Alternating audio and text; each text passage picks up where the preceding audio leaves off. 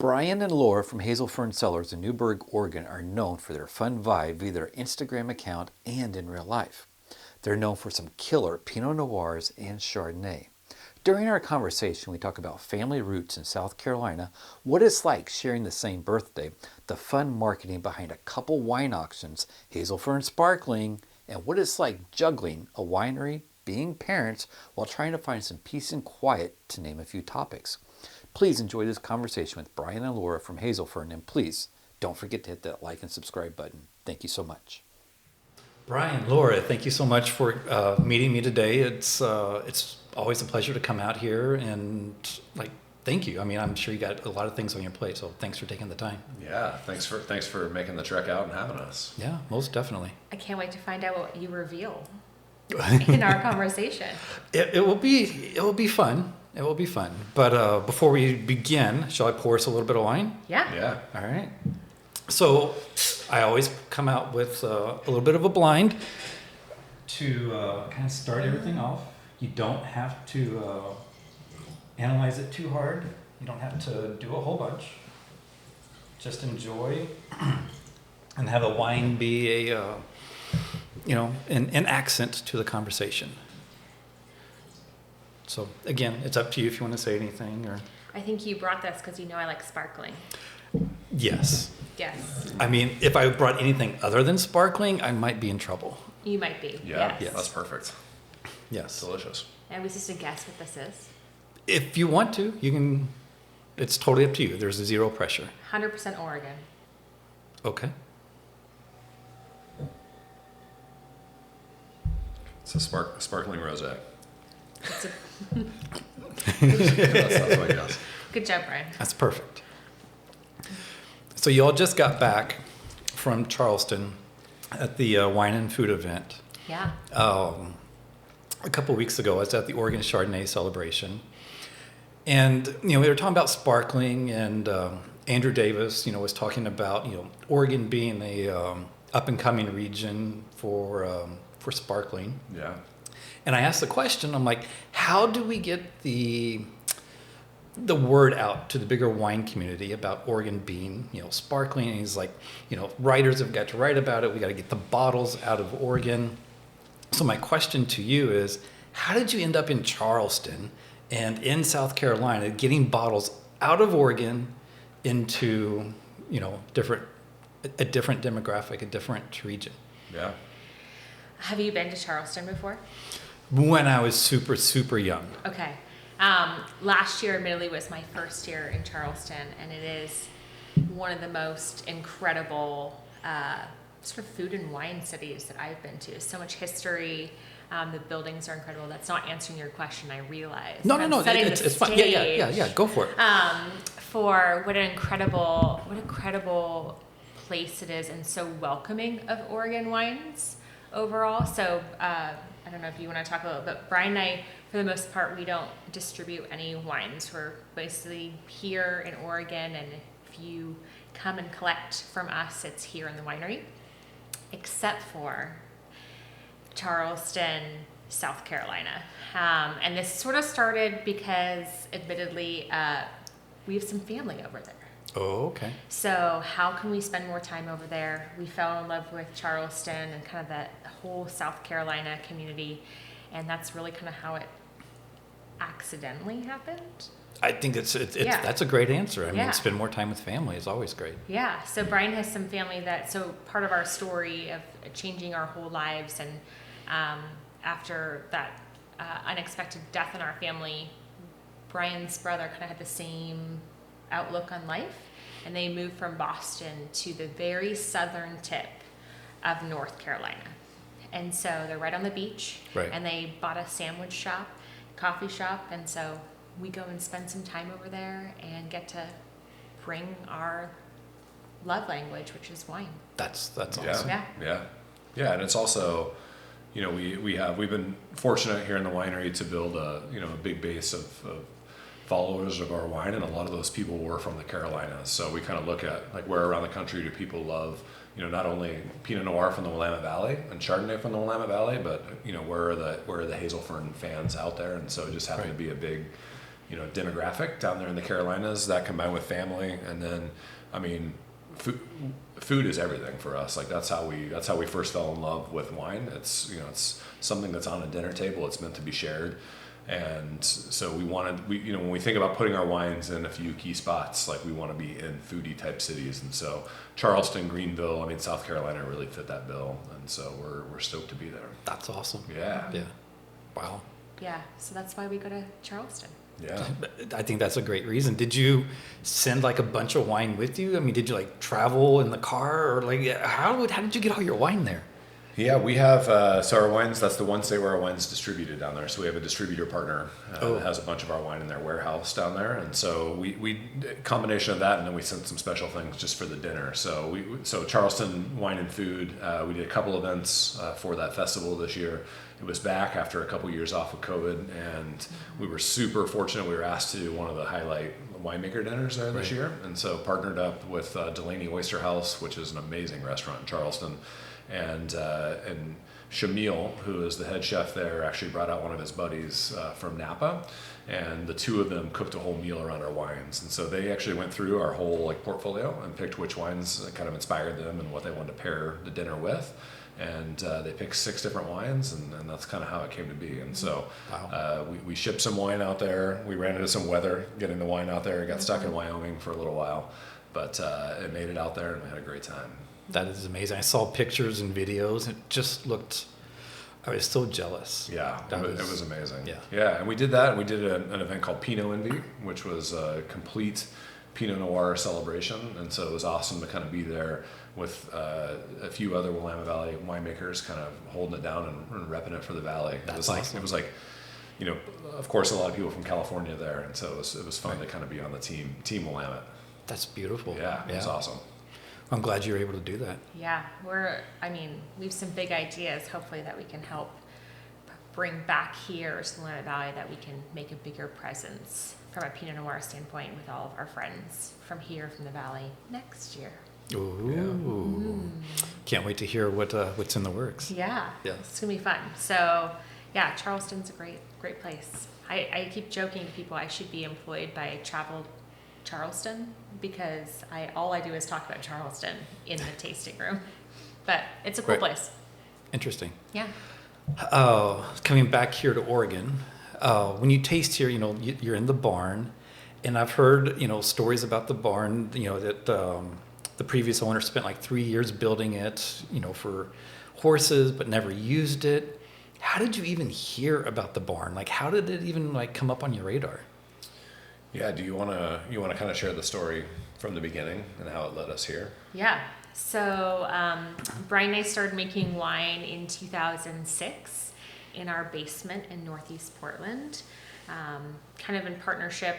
I don't know how you would describe it. Pressuring, very kind pressuring from Bryan's aunt and uncle, who are about 20 years older than our parents. And started making wine, fell in love with it. This is sort of our pipe dream that one day we would do this full time. But we had corporate jobs, and we had kids and a family and a mortgage. And so fast forward, time went on, we were still making wine. And then in 2014, our cousin Annie, she was 27 at the time. And this is actually the anniversary of her passing away. It was actually just 2 days ago. She had beat cancer, kind of really understood that life is short, so she moved to Hawaii to pursue her dream of working for a farm there in Hawaii.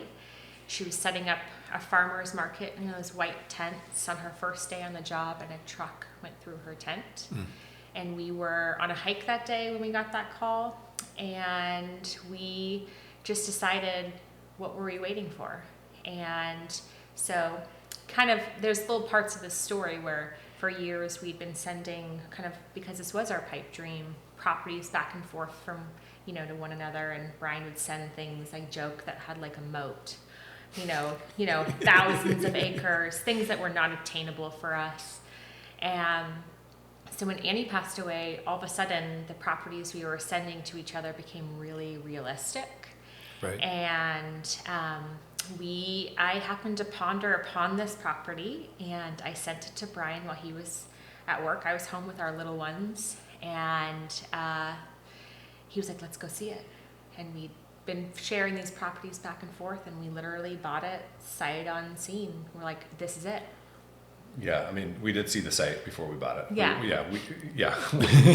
Well, yeah, I figured that. Yeah. But it was really the barn. So like we saw the pictures of the barn on the listing, and the first time we ever came out here, walked into that barn before we ever even came into the house, and we were like, this is it. Like, this is where we want to make wine. This is where we want to share wine. It was just such a unique space, and they did a beautiful job building it. And I mean, I knew from like a vineyard standpoint, there's some incredible vineyards right here on the hill. So I knew we were in a good spot to plant a small vineyard. And it was really just that barn. Like, again, we saw the barn and we were like, that's it. Like, let's go, let's make HazelFern, and so let's do it right here in this barn. And then we came into the house and sat down, and I think Laura cried, because I mean, it's amazing. We love the house, but it is like an old farmhouse, you know, it needed some work and things like that. But again, our dream, we were here to bring HazelFern to life and to share wine. And so it was really like the moment we walked into that barn, we're like, this is so different. Like, let's do it. Well, you've been doing it for a while now. I mean, how does it feel to like be living your dream? It's so funny. A lot of people ask that question, and I think having that conversation always like helps bring it into perspective, because I think Bryan and I have the personality like, oh, we need to get out, we need to do this today, we need to be out in the vineyard, and it's almost like you think of all the things you need to do versus like, oh my gosh, but we do. I mean, this year, probably the last 2 years, candidly, we were like pinching ourselves that we get to do this every day. Right. And it is hard work, but worth everything. When we were traveling, we're like, we get to do this for a living. Like, yeah, it's and awesome. then we created it from nothing. Yeah. It's really, really cool. It's like a child. It's like our third child, and we love it like our kids. Right. And it really is, like Laura said, it's one of those things where you just have to pinch yourself, and you're not really aware of it in the moment, because again, every day we're just working on getting better, making better wine, building the brand, getting it out to more people. And so when you're in it every day, you kind of forget to look back and think what you created. But we're super, super fortunate that HazelFern's where it's at, that people have supported it in such a way, and that we get to do it full time. Like, it really is a lot of fun, and it's rewarding, because it is like this child that we raised. It's cool to see it. Yeah, it's cool to hear other people's interactions with like HazelFern outside of here too. That's really where I pinch myself. Like, we'll meet people, like we were in Charleston, they're like, we've been following you guys for years, and like, we've had all your wines, it's so great to meet you. And you're like, my gosh, that's so flattering. Like, and it's so cool to see it just go out into the world and living its own life in a way. Yeah, and people making it their own. And that's what that was the whole spirit behind HazelFern, was like when I talk about it's like food on the table, like wine is something that connects people from all around the world. And so it is cool to see it go out there in the world and have people grab HazelFern and bring it to life on their own through different forums online, or through Instagram, or, you know, around their dinner table. Like, I love, you know, Thanksgiving time is so awesome, because it's so fun to see people sharing those wines and what it means to them. Right. And it's cool, because again, it's like this child that's kind of grown up, and we've sent it off to college, and now it's like you hope it's doing well in the world, and it's fun to see it like interacting with people in the way that people want to absorb it and interact with it. Right, exactly. You know, and the brand that you're building, there's like a coolness factor to it. There's a unity between the two of you. Valentine's Day, y'all posted a picture, and you know, I would love a little bit of this backstory behind it, right? So, Bryan, you know, you were looking into Laura's eyes. You had a microphone. Yeah. And I was like, what was the picture? I know. I was like, oh gosh, what did you do on Valentine's Day? Yeah. You know, so I didn't have the picture handy. Yeah. But like, what you all convey online is like, you two are just two peas in a pod, and happy and wonderful, and just like, you are living your dream, you're having a blast. But like, if you know, like, I assume one of your daughters was taking the picture, or, you know, what I mean, do you have any backstory for that picture? Yeah, so the picture is of us sitting in the barn, and there's a couple barrels there, and we're like singing into a microphone. And that was actually, if you go to hazelfern.com, We have some different music videos that were shot in the barn, and that photo was taken during those like music video shoots. So it was we had like a whole music video crew. I don't know, what do you call them? Like videography crew, like professional crew from Portland. The acoustics in the barn are incredible. Yeah. So somehow this opportunity came along and they're like, can we shoot this video in your barn? And we were like, sure, why not? Bryan and I are there just as like pure an audience. And there was photographers and they're like, hey, why don't you guys jump up there and take a picture? And it was so like, it was like this super silly picture. But I think what you got out of it is totally us. Yeah, totally. And it's funny. It was just us goofing around between the sets. Yeah, and Bryan was what was the song that was? I don't know, that we were lip syncing to something. So it was 90s music. I know what it was. It was Girls Just Want to Have Fun. Yeah, there you go.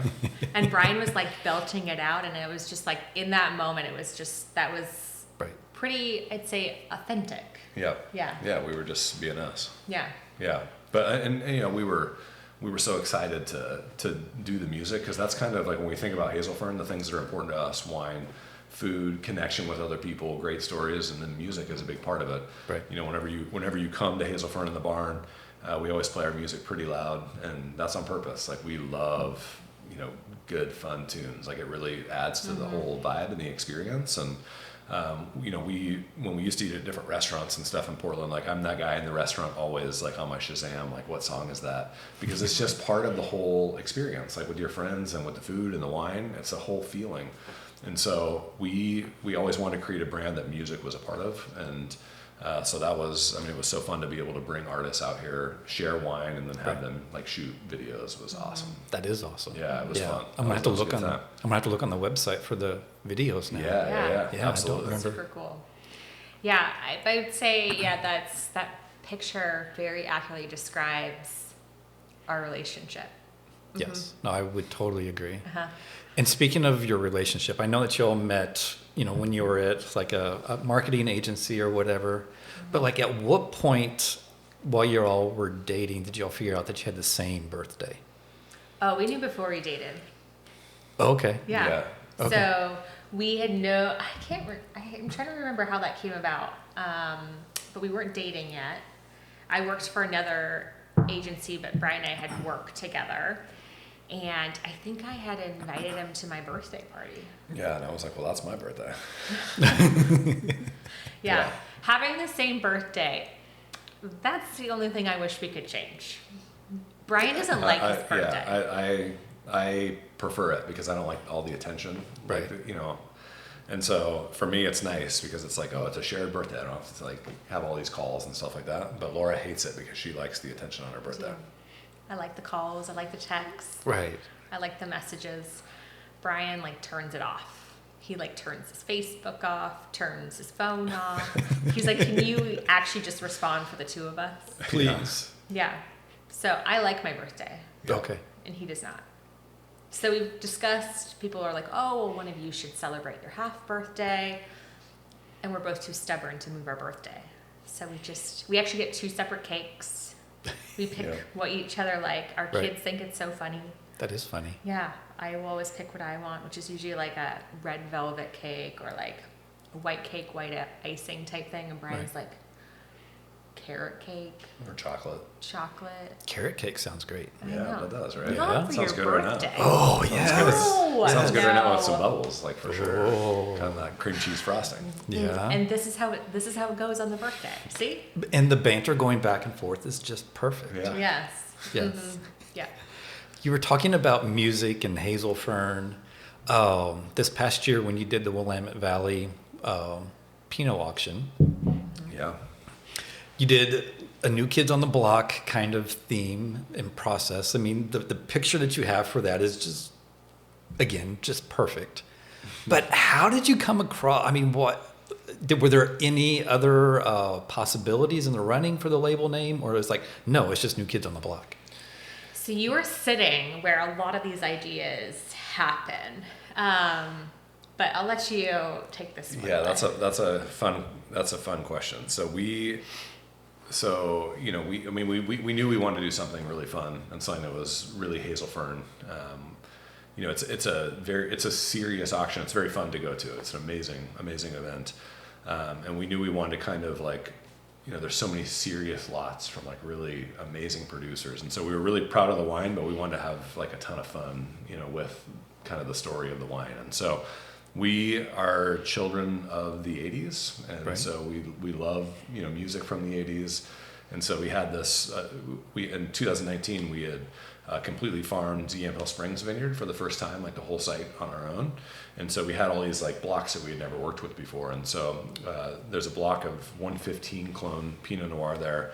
And we just thought like, oh my gosh, this is so cool. Like it's different than what we had ever done from that site. And so we wanted to make that the auction wine, and those vines were planted in 1988. And so we wanted to do like a whole tribute to the 1980s. And so that's how we ended up with the glamour shot of Laura. But it was kind of this idea that we were all born in the 80s, both the vineyard, the block that came from, and us. And so it was kind of a celebration of the 80s. Right. And there was another concept that is going to come to life. Actually, it might have actually just been announced. Actually, yesterday, I think it went live. But we're participating in the Willamette Valley Wineries Zachy's consumer auction this year for the first time. And so the original concept for New Kid on the Block was a wine called Back to the Future. And so we have a new wine coming out. It's going to be a Chardonnay, and it's going to be completely themed around Back to the Future. So another 80s theme. You can see over there we're working on it. It's going to be coming in the case. So instead of the flux capacitor, instead of the plutonium, it's going to be Chardonnay bottles. And so we're super excited about that. So everyone can bid on that because the auction last summer was only open to the trade. This is going to be a consumer-facing online auction. And so we're super excited to start sharing more details around Back to the Future. Mm-hmm. That will be nice. And I'm just going to publicly say right now, Amy, hands off. This one's mine. Yeah, that's so funny. When we make this stuff, we think of you guys too. So what are these guys being into? But the reason we're calling it Back to the Future is this is a Chardonnay lot. And so from the same vineyard, it comes from Yamhill Springs. And there was an old block there that was used to be Chardonnay back in 1988 when it was planted. They tried to graft over it to Pinot. It never really took, so they still have this old school Chardonnay, and so that was kind of the old Winty clone that got rejected, and now it's all about the Dijon clones here. And anyway, with warmer weather, that old Winty clone is ripening, and so we made a Chardonnay from that. And we were so geeked out about Chardonnay that we wanted to kind of take a look back to where we're going in the future, which is all about Chardonnay. So that's the whole theme. It's all around being planted in the 80s again. The movie Back to the Future, that was like just huge for us, like as kids. Great Scott! Yeah, that's right, exactly. And then looking to what we're excited about, we think there's so much potential for Chardonnay in the future of the Willamette Valley, and so it's kind of this looking back at the old school clone to look forward. That's awesome. Yeah, it's gonna be fun. So you teased us again on Instagram with a picture of another label that's coming out. It's First Gen, right? Yeah. And it has a gold foil on it. Yeah. And if you look, it doesn't follow the exact no capsule, so at first I was like, oh, that's a Pinot, but no, then you start looking and diving deeper into it. I think it's your Sparkling, isn't it? Oh. No. Jay, you're planting seeds. It's not Sparkling yet.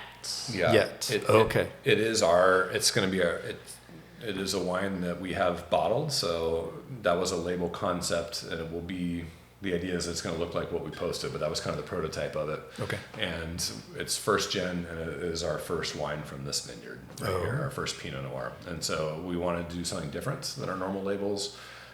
We also wanted to do something different than calling it our estate. It's just, there's classic wine words that from a HazelFern standpoint, we like to kind of just evolve, and so we liked the idea of being like, we planted this thing. This is the first wine that literally we put those grapes into the ground and have raised them since babies, and so that's why that's at least in concept right now calling it First Gen, because it really represents like all those pieces of us that have made this story for the first time ever. And so the pattern that you saw in there is actually like a raised version of our fingerprints. So we're excited about it, but that'll be a release maybe early summer or next fall.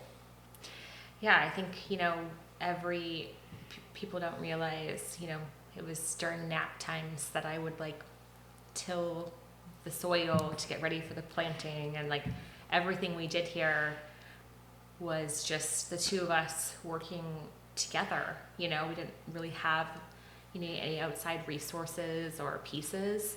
This was all from like literally nothing. Yeah, from 5 gallons in our basement, and just Right. doubling every year, and just putting everything like working those day jobs. 2018 was our first year that we actually got to do harvest during daylight. Like we all those harvests before that, we would literally go to work all day down in Portland, come back home, process fruit at night. Like we would go in our like hot tub and plan. We didn't have a hot tub yet. That was actually the best investment ever, because at like 4 o'clock in the morning, we get in the hot tub before going to bed for 2 hours. Yeah, And to we go would back to work.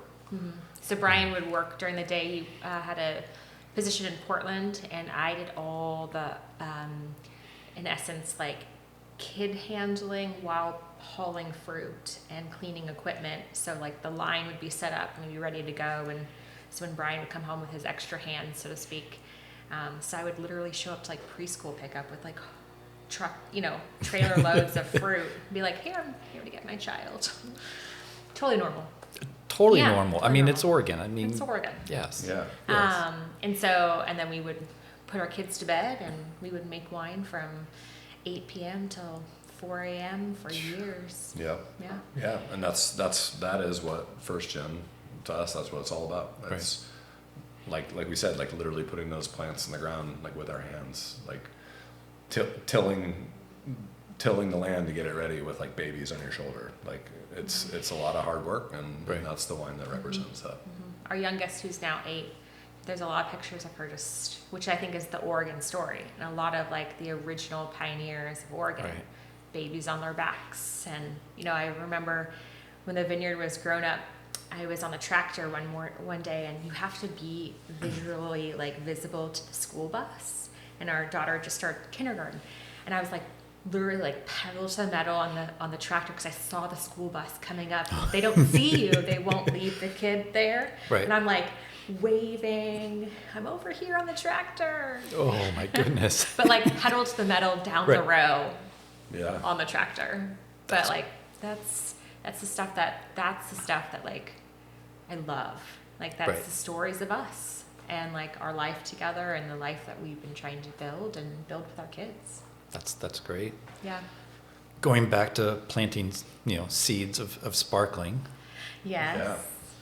When can we expect some HazelFern Sparkling? I think you have a little bit of time. Of course, I know it takes time. So going into the 22 harvest, we will be making sparkling. Okay, so So maybe you got like about 2027? Yeah. Yeah. You got Okay. some time. Yeah, okay. Yeah. Yeah. Well, let's build up the anticipation a little bit, Yeah. build up the hype, Yeah. and that's you'll right. sell out in like 2 minutes. Yeah. So in 3 years, 4 years. 4 yeah. years, something like Yeah, that. we got to grow the fruit this year. Yeah. Okay, that's fair. Yeah. You've talked about juggling life.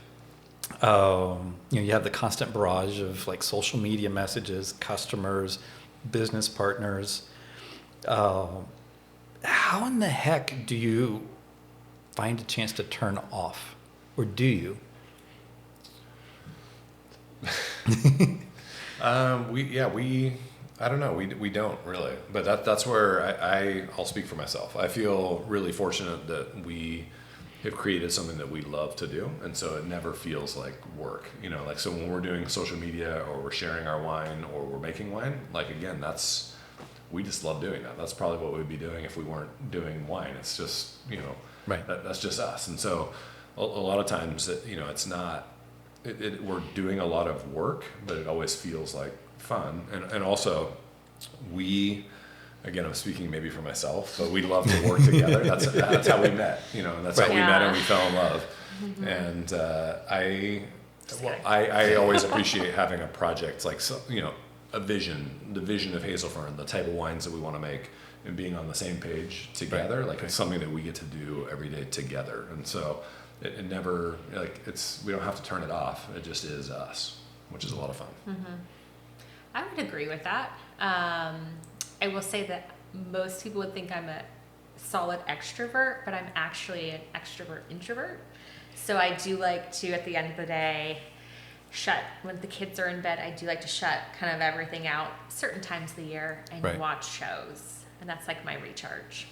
And I'd say Yeah. it's kind of like, I mean, we have so many moments that we get to we love what we're doing. I mean, we love what we're doing. So It shows, yeah. It doesn't feel like work. Yeah. There are Yeah. parts of it that like anything that you're like, Yeah, I don't want to do all this I don't wanna billing. do I don't do the that. invoicing. yeah, that Yeah. stuff, the paperwork stuff, the Right. non-fun stuff. I would love to not do that, but yeah, I mean, And it's also like it's a cool business from the standpoint of like winter is very, very quiet. We're done with harvest. The wines are resting in barrel. There's not a lot going on in the vineyard. We do some pruning, but that's really our time to kind of turn it off. And that's also like we close the winery like all winter long, and so we're just kind of waking up out of that. But we do definitely in the winter get some time to just hang out. And We were chill. in Costa Rica a few weeks ago. And then we went to Disneyland and then Charleston, and so it's been a good, we do get some time to take a break in the winter. That's good. Yeah, Yeah. so that's good. yeah, there's ebb and flow. Yeah, Yes, you have I to. do. I mean, I like working with you. yeah. You're Oh great. my- You're great to work with, Bryan. I'm sure when you started making 5 barrels or 5 gallons, in your basement, you weren't even thinking about legacy, right? Yeah. Are you giving any thought now as your, 2 daughters are growing older, like what legacy might look like? Wow. I mean, I think based on how we just reacted, No. not Right. really. No, that's fair. That's fair. Yeah. It's an interesting question. Yeah. For me, as I've been doing these podcasts, I didn't really give a whole lot of thought about legacy either. Yeah. But I sat down with Andy Lytle, and he was like, I just reached a point in my life, and I'm like, and he was like, I got a lot to do, Yeah. and I want to get it done, and I want to, leave something for my family. Yeah. And, ever since that interview, I've just been thinking about it and just like kind of planting the seeds Yeah. in the people that I'm interviewing and just, see what their take on legacy is. Yeah. I think so. You would probably answer this differently than I would. Someone said to me a long time ago, and I can't remember who it was, but has really kind of stuck with me, is that this is ultimately our dream, right? And this has afforded our family and our girls such amazing experiences. But I think for me, it's never been the thought process that the girls will one day run HazelFern. If they do, that would be awesome. Right. But pursuing this will always kind of be our dream. Because I think, it can kind of be a mixed bag, I think, of maybe an obligation that, kids feel to continue on the work that their parents began. For me personally, I want them to make their own choice. Right. And if it is this, that's great. But, maybe we can help them from all the things we've learned in the last, by the time they're older. Right. Can we help them set them up for success in terms of starting something that they're super passionate about? Yeah. Or, so Yeah, but it's kind of like be their choice if their it's part of choice. their story. Right. Yeah. Yeah. And I think it's just kind of interesting just taking a step back, because if you look at all the houses in France and Yeah, everything, I know. you have, generation upon generation upon generation. Yeah. And Oregon is still so young in that regard. Right. And just to kind of think about it is just to take a second and just pause, I think is always an Yeah. interesting thing to think about. Yeah. No, it is amazing. The old world provides such an amazing perspective on things like legacy and, Right. and all those old vineyards and families. And 8, 9 more generations. It's crazy, It yeah. is crazy. And I think it's hard to think about that here on the West Coast because it is so young, Yeah. even just going to Charleston, that the history that's there, it's like, oh, these buildings were built in the 1700s, and we don't have that here. No.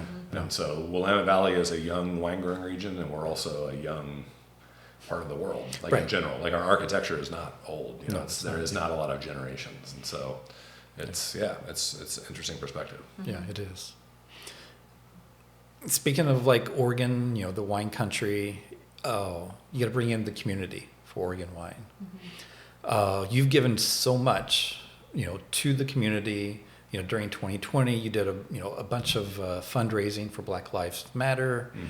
But like, do you have a particular story where the community reached out to you and helped you over these last years that kind of like stand out?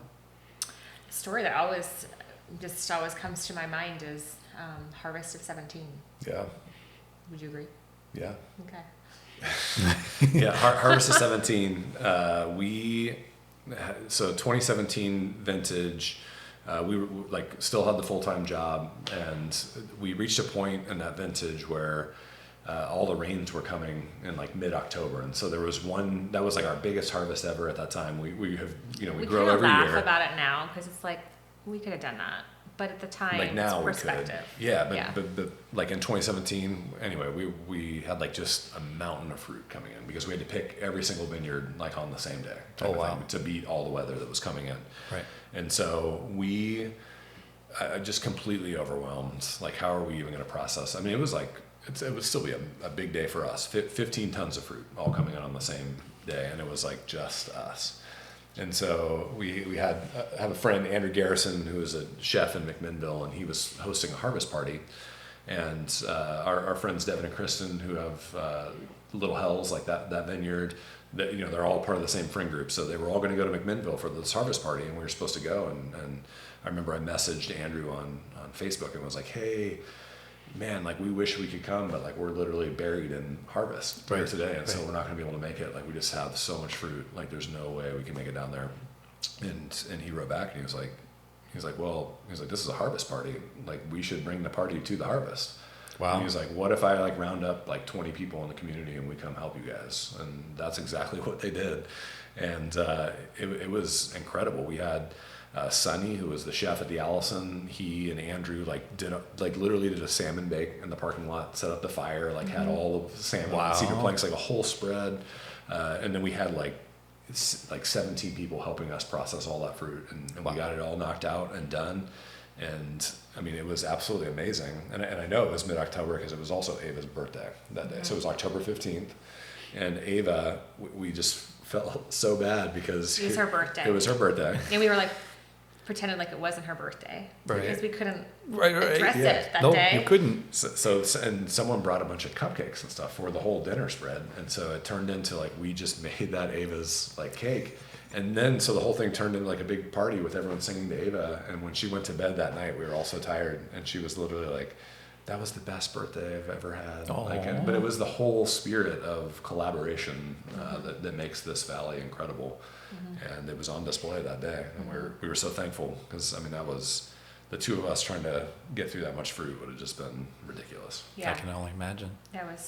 Now I'm like, we actually frequently have done 15 tons in a day, but our equipment's different and our we're set up for it. Yeah. But I remember that I was like, we're just looking at it, being like, we are going to be up for days. Yeah, literally. Right. But it was such a cool, and we had so much fun, and we drank so much sparkling, and of course, yeah, it was such a cool. That was awesome. Yeah. Well, that's so I learned something new, that Ava's birthday is on October 15th. Yeah. And that's the same day as my daughter's birthday. Oh, it is? Yeah. That's cool. Yeah. What a great day. It is a great day. Yeah. Yes. I know, we joke because she was my harvest baby of 2013. So Brian he'd come, and I mean, I was totally fine with that. I was like, you go out and you take care of harvest. I'll just hang out with this cute little baby in the hospital. Right. Have a bunch of people take care of me. Sounds great. Yes. Yeah. Yeah, the story that we never told my mom is that 2 days before I gave birth to Ava, Brian went, "Where did you go?" I was up getting some Syrah from the Frenchman Hills, way up, like north, Like the day east of before. Yakima. Oh my goodness. My mom, he's like, "Don't tell your mom, she will kill me." Yeah. In-laws can have that effect. Yes. Yeah, yes. but I mean, that's like we said, HazelFern is one of our babies, so I had to take care of that baby too. Of course. Yeah. So I gave you all some questions before we started. Do you want to pull out those questions? Want to kind of go through those? Who goes first? What's the format? Well, we'll kind of figure it out. So, I thought it was the way that you all work together all the time, right? Mm-hmm. And you all just have so much fun. I thought it'd be cool to like just shuffle things around a little bit. So like do a little bit of a newlywed style questionnaire. Yeah. And whoever gets 4 points first wins. Okay. And there is a tiebreaker if we need it. So I mean, whoever wants. I mean, if somebody has a preference of going first, you can. It's up to you. So I'm very competitive. So I just want to make sure I understand the rules. So she's going to read the question, and if I guess what she answered for me, I get the point. Correct. Okay, I'm going to win. All right. AJ, just so you know, Right. he cannot win. Oh, dum dum dum. So wait, do I ask the question and you answer it? Well, I'll ask the question. Okay. Okay. Right. You have it written down, Okay. and so okay. So I'll start with Laura's question first for Bryan. So Bryan, you have the day off, and it's an empty house, which I know like hardly will ever happen. Yeah. But how do you spend the day? Oh man, that's a good question.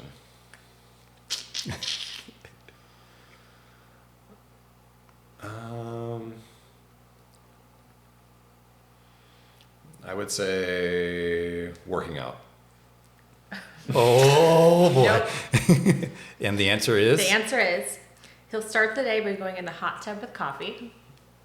And then, Long answer. yep, and then he'll head out to the vineyard and have his headphones in and be tinkering on I don't know what. okay. But he'll just be out there. All right. Yeah. That's probably more accurate. Yeah. But Yeah, it's that's right. being on the spot. I mean that's part of the fun of all this. Yeah. Yeah. All right. So Laura. Okay. So right now the score is 0-0. Uh-huh. Here comes your question. What is your guilty pleasure? Oh. I mean, I don't want him to win. Wait, do I get the point if you get it right? No, Laura gets the point. So you have to get it right. Oh, okay. Watching TV shows. Close, but not. It's watching TikTok videos. That's probably accurate. Okay. Well, the score is still 0-0. All right. Bryan, here is your question. You grab Laura's hand and you pull her to the dance floor and you say to her, the DJ is playing your song. What is the song?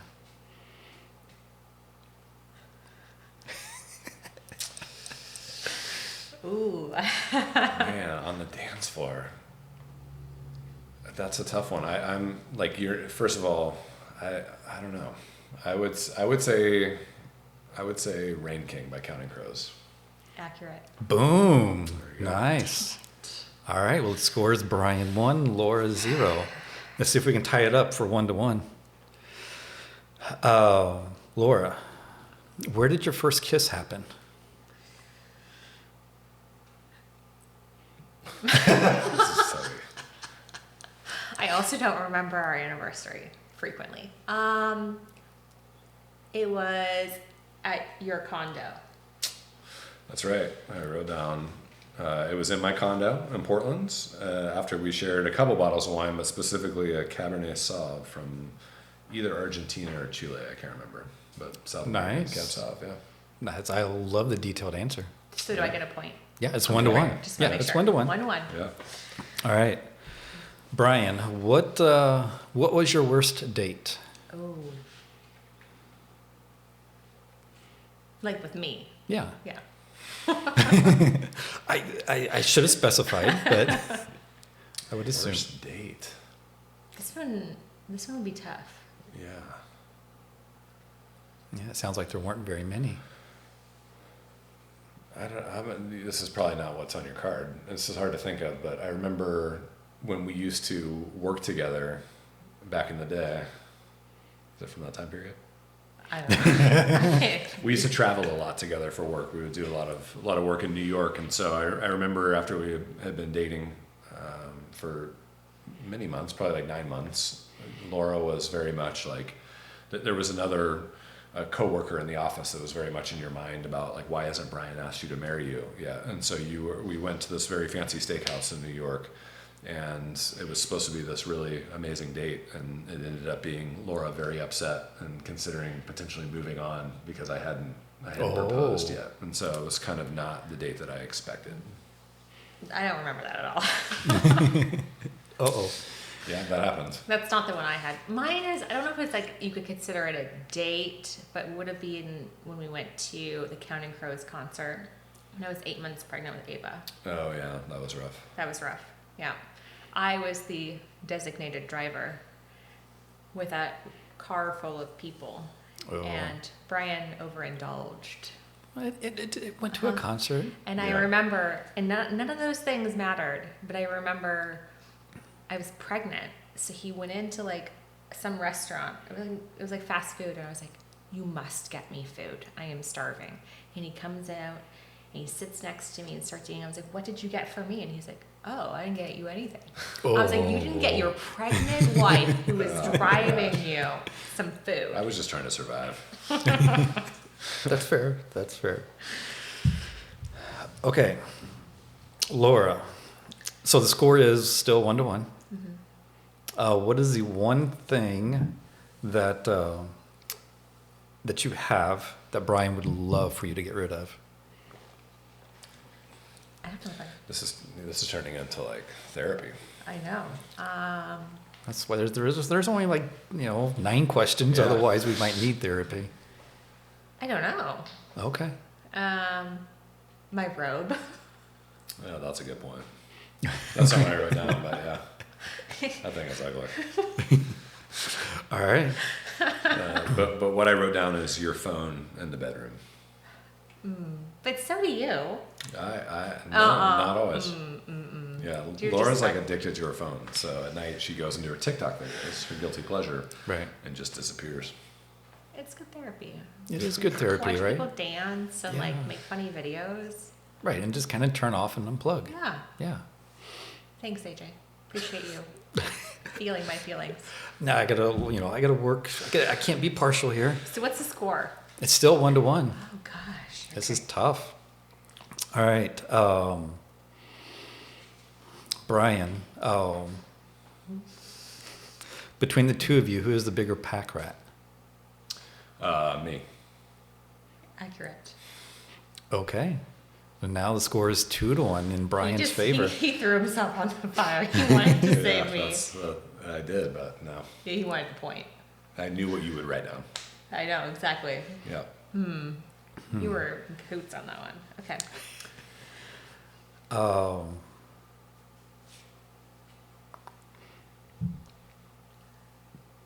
So, Laura, you asked Bryan to go to the store to grab you a treat. What does he buy you? And it can't be sparkling. No. He would buy me. I want the point. You got to tie it up because we got a tiebreaker. He would buy me Nerds. I wrote down nerds, Mike and Ike's, or Airheads. Oh, I was gonna say one of those Oh, things. okay. Oh. All right. Well, it's 2-2. We have A a tiebreaker. tiebreaker. So this is to both of you. I guess there's still a chance that it could be a tie and nobody wins, which it's okay. So the question to both of you: what is each other's worst habit? You go first.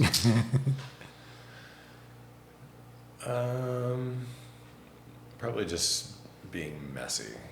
That's what I think you would say. I love that you're answering these things this way. This is good therapy. No, that's not what I picked. Okay. Bryan's worst habit is that Bryan has an inability for peripheral vision. Like, he'll be out in the vineyard and like normal people from afar, if you're waving your hands, or I don't know, this is just in life, they can see like that you're waving your hands. Bryan, no. You have to like go get right in front of him. He's laser focused. That's right. Tunnel vision. Laser focus, and what she doesn't know is I can see. Oh, maybe you didn't want to say that. So what did you write down, Bryan? Well, so Oh. yeah, now you have to guess. What's my worst habit?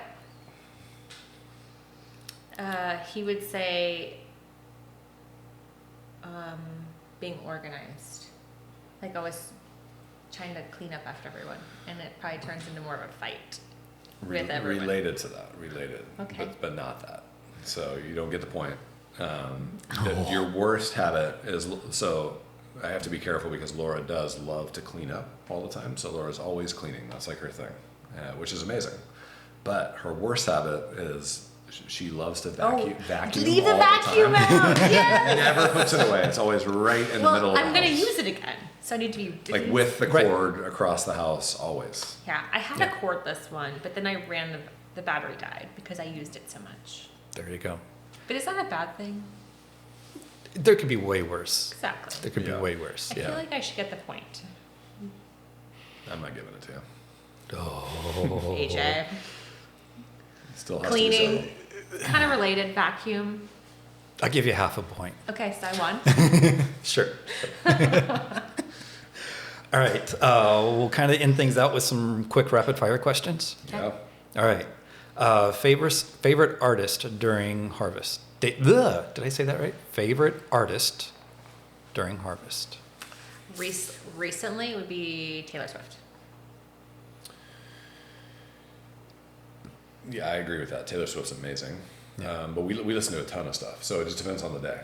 We love music, so Right. it's always hard for me to pick a This is like a rapid favorite fire. thing. I Rapid know, but it's fire. like that's so hard to pick a It's- favorite. So I would say like lately, like Taylor Swift. I will say that she's. You need to get she's with amazing. you need to get with the guys at King's North. Yeah, yeah. They're Taylor Swift as well. Yeah, it's like she's so talented. Right. Like it's just like I'm so impressed by her. She's Wow. awesome. Favorite indulgent food? Chips and salsa. Yeah, I would say chips and salsa. Although lately, I know it's supposed to be rapid fire. I love like just sushi, like salmon. Ooh, And yeah, I told right. Laura the other day, I was like, that's almost for me as good as chips and Rapid salsa. fire. This is rapid fire. It's It fine. just needs explanation. Yeah. Okay. If you could choose a superpower, what would it be? Oh, I would clone myself. Lots of Laura's. That would be I could amazing. get so much done. Oh, I love that. So multiplication. Superpower. I don't know. I don't know. Okay. That's fine. Yeah. Harvest notes, are they digital or handwritten? They're all in his head. I don't know if I And should then say that and loud. then they become digital. But in the moment in my head, and also we write a lot. Those little pieces of paper, usually all around the forklift. Yeah, or like taped on bins, things like that. So Mm-hmm. we write, but then we have like a whole system that everything gets uploaded to digitally. But on the fly, it's in my head, and on notes, when you have a thought, you just write it down and just tape it to that fermenter or to the forklift or whatever. Yeah, no, it's amazing how many people are like, they are all handwritten and they're Mm-hmm. just like stuffed in pockets or Ziploc bags or whatever. Yeah, totally. Yeah. Favorite superhero? Wonder Woman. Batman. Boom. And the last book that you read? I don't read. That's fair. Yeah, Okay. I can't think of one. Podcasts and books on tape. Yeah. Yes. Yes. Okay. So last Mm-hmm. book on tape or Audible or? Becoming. Michelle Obama's book. Oh, okay. Yeah, for me, it's podcasts. Do you have a favorite A lot. podcast that you enjoy? I mean, I listen to the Daily every morning. Okay. Yeah, I love news and current events. Mm-hmm. Yeah. All right. Shall I reveal the wine? Yeah. Okay. So you're still going 100% Oregon? I don't know. Should I? Well, I don't know. Should you? I'm going. What? Ooh. Oh. Interesting. Is there a reason you chose this? Yes, there's always a reason. Yeah. So at the Oregon Chardonnay celebration, Friday night was a sparkling, Right. right? Yep. It was all sparkling. Yeah. This producer was there. And of course, her and Amy made friends. Yeah. Yeah. And then on Saturday, we actually got another bottle of this, and Yeah. it was great. It was wonderful, and I believe they're going to be at IPNC. Yeah. So, it's all coming back to Oregon and has some relationship to Oregon. Yeah, that's what I figured. The reason I asked that is I figured there was some Amy involvement because she texted me. I think probably Yes. when you guys were all together about this label. And Yes. so there you go. Yeah. All right. It's delicious. It is good. It is so good. All right. Well, I want to thank you all for your time today. I know it's, it's answering the questions and the therapy. That was a little bit different, but I appreciate it so much. Thank you. That was fun. Thank you. Yeah. All right. We'll do it anytime. Okay. Yeah.